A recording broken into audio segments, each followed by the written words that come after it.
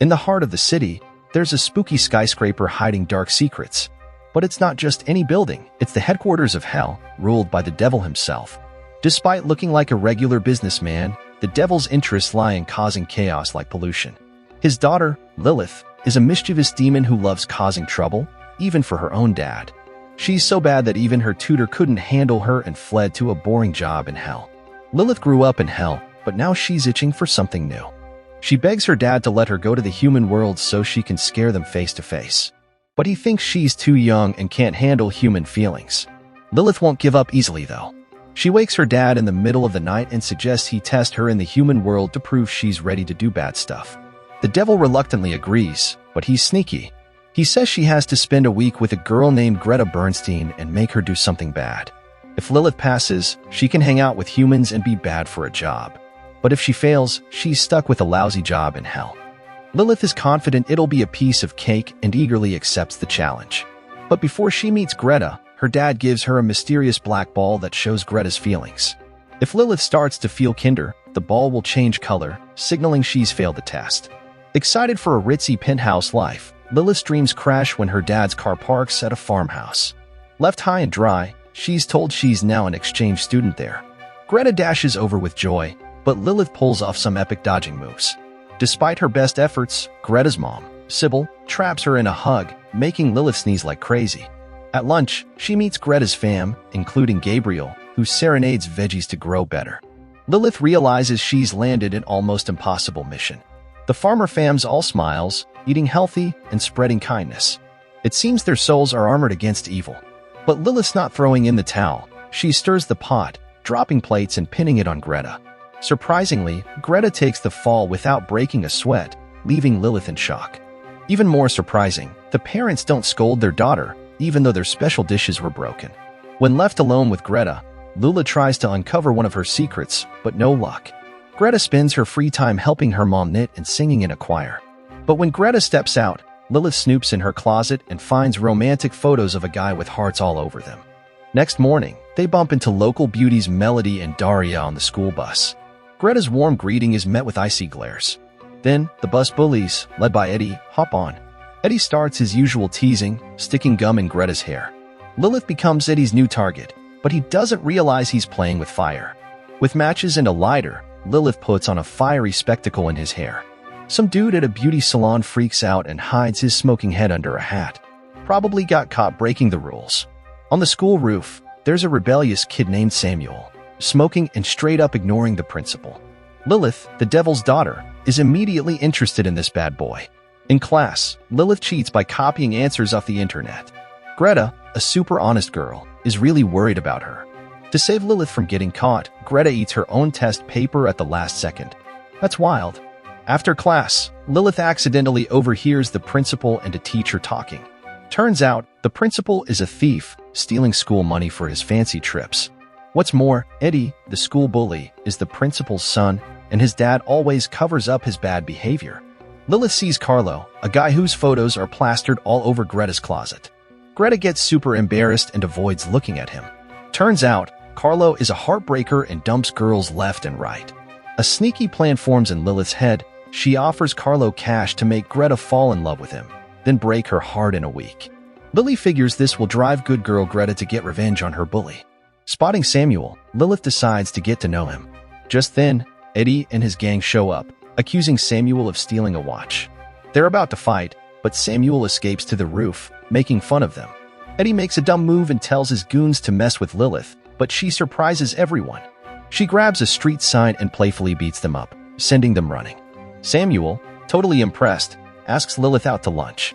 He admits he steals stuff from bullies for kicks and dreams of an honest job and a trip to Berlin. During their chat, he finds out Lilith has never seen the ocean. He takes her to the top of a church tower where they can see the beach. It's a beautiful view. The moment feels charged, and Samuel surprises Lilith with a kiss. Shocked, she pushes him away and bursts into a fit of hysterical sneezing. Something's not right. Inside the church, she feels even worse and runs off. Back at home, Lilith finds Greta gushing about Carlo.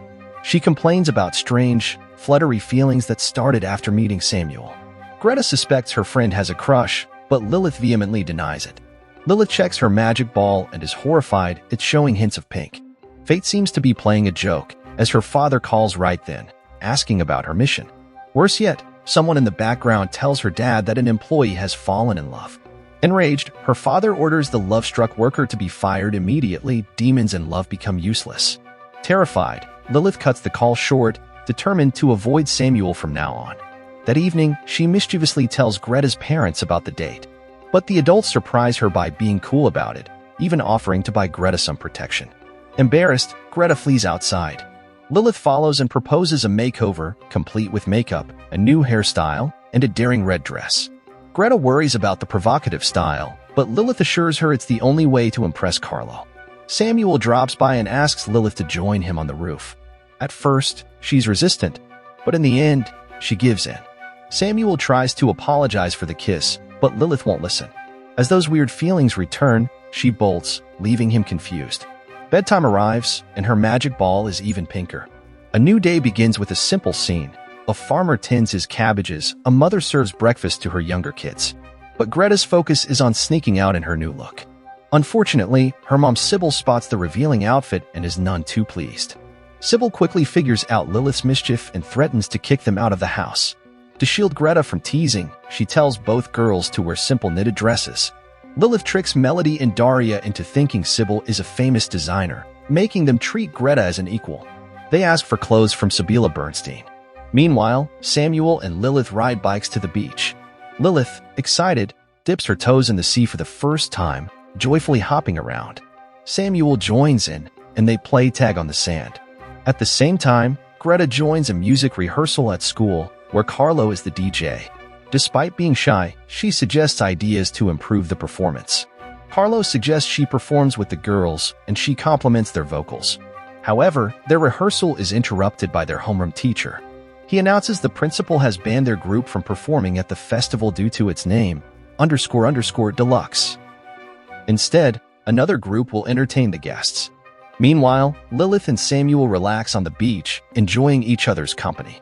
The atmosphere turns sour when the devil sends a message, curious about his daughter's actions. Lilith opens up to Samuel about her fears of her father's strictness. Samuel vows to rescue her from her oppressive situation, which softens Lilith's heart. They share a mutual kiss as a result. Later, Lilith reads her father's angry messages again and realizes her growing weakness due to her feelings for Samuel. Feeling conflicted, she decides to run away, but she encounters Gabriel on the way, who takes her home.